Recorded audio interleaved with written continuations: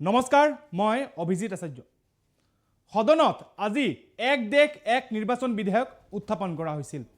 এক দেশ এক নিৰ্বাচন বিধেয়ক উত্থাপন কৰাৰ সময়ত বিৰোধীৰ হৈ অৰ্থাৎ ইণ্ডি মিত্ৰজোঁটৰ হৈ যোৰহাটৰ সাংসদ গৌৰৱ গগৈয়ে এক প্ৰকাৰৰ নিজৰ যুক্তি দাঙি ধৰিছে।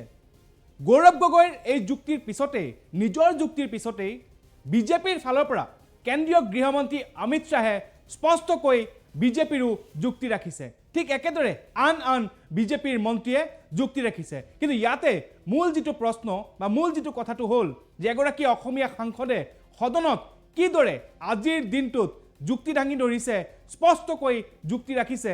এই যি খবৰ, এই খবৰ এই মুহূৰ্তত আমি লৈ অহাৰ চেষ্টা কৰিছোঁ। লোকসভাত সমুখ সমৰত অমিত শ্বাহ আৰু গৌৰৱ গগৈ। লোকসভাত সমুখ সমৰত অমিত শ্বাহ আৰু গৌৰৱ গগৈ এই মুহূৰ্তত ফুল প্লেট ব্ৰেকিং লৈ আহিছোঁ। ফুল প্লেট ব্ৰেকিং এই মুহূৰ্তত লৈ আহিছোঁ। লোকসভাত সমুখ সমৰত অমিত শ্বাহ আৰু গৌৰৱ গগৈ। এক দেশ এক নিৰ্বাচন বিধেয়কক লৈ সদনত সমুখ সমৰত দুইগৰাকী নেতা।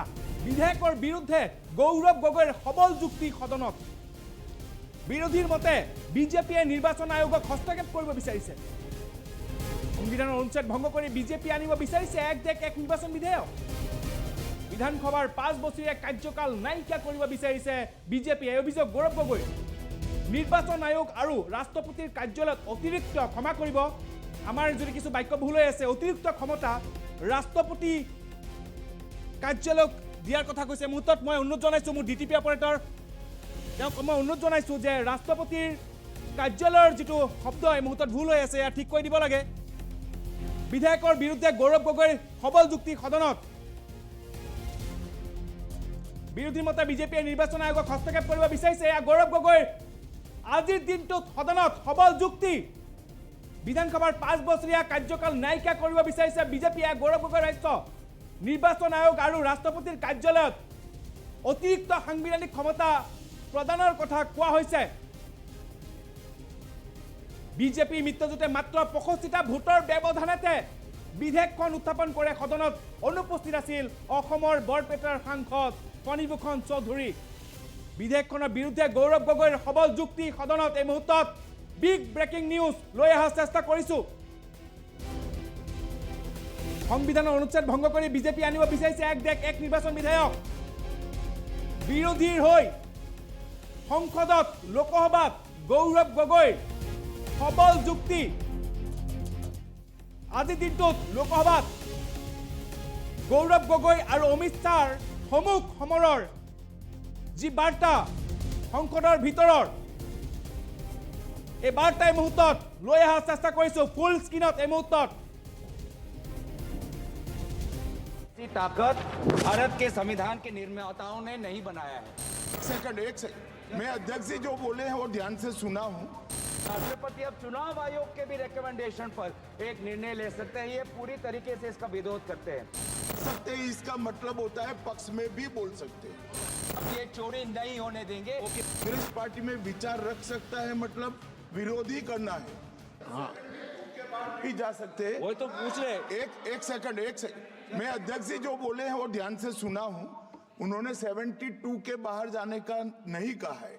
उन्होंने कहा कि माननीय सदस्य मनीष तिवारी ने 72 का हवाला देकर जो विचार व्यक्त किए हैं और जो विरोध किया है, इस पर सदन का कोई भी सदस्य अपने विचार रख सकता है। अब कांग्रेस पार्टी में विचार रख सकता है मतलब विरोधी करना है, मगर विचार व्यक्त कर सकते हैं इसका मतलब होता है पक्ष में भी बोल सकते हैं।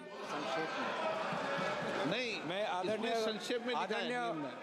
आदरणीय गृह मंत्री को मैं यही कहना चाहूंगा कि अगर कोई पार्टी इसका समर्थन करना भी चाहे तो भी वो समर्थन 72 पे ही रह सकता है।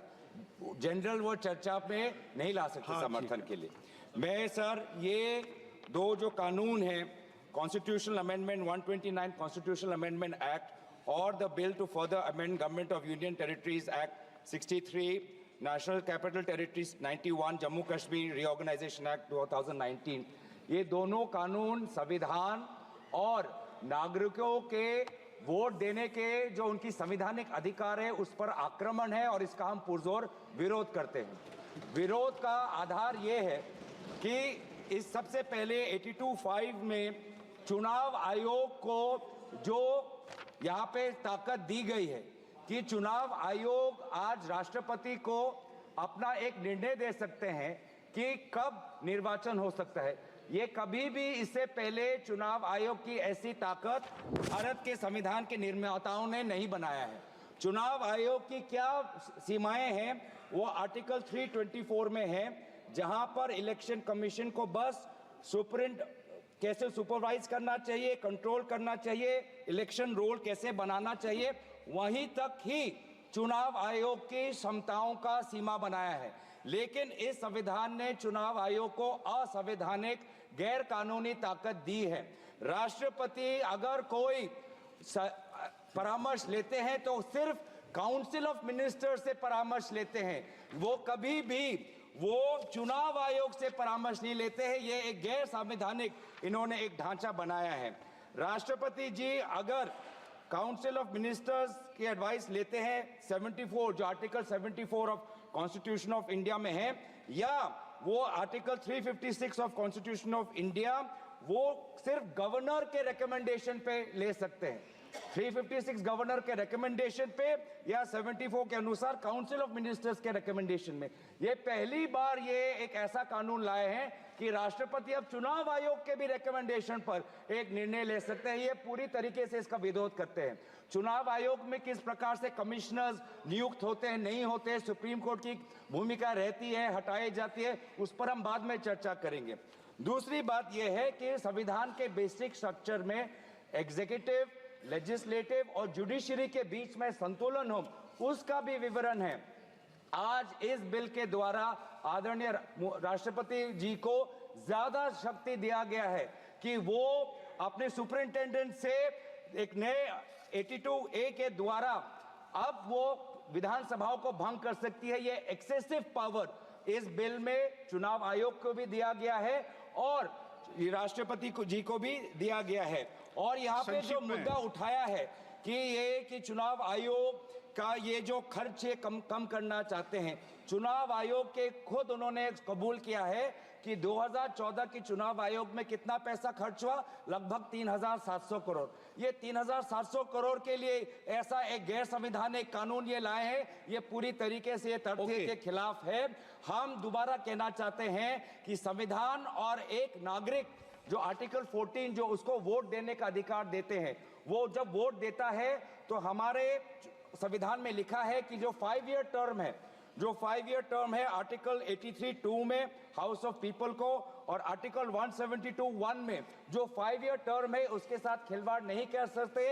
ये एक गलत नीति आयोग के रिपोर्ट के आधार पर ये कहना चाहते हैं कि 5 ईयर टर्म अनिवार्य नहीं है। 5 ईयर टर्म अनिवार्य है, ये नीति आयोग के रिपोर्ट में नहीं जाए। नीति आयोग कोई संवैधानिक कोई बॉडी नहीं है जो इस प्रकार का ये परामर्श दे पाए। तो इसीलिए मैं बस इतना ही कहना चाहूंगा कि ये दोबारा अगर इनको लगता है कि प्रधानमंत्री मोदी जी पर के प्रचार से ये पूरे ये भारत के चुनाव को छीनेंगे।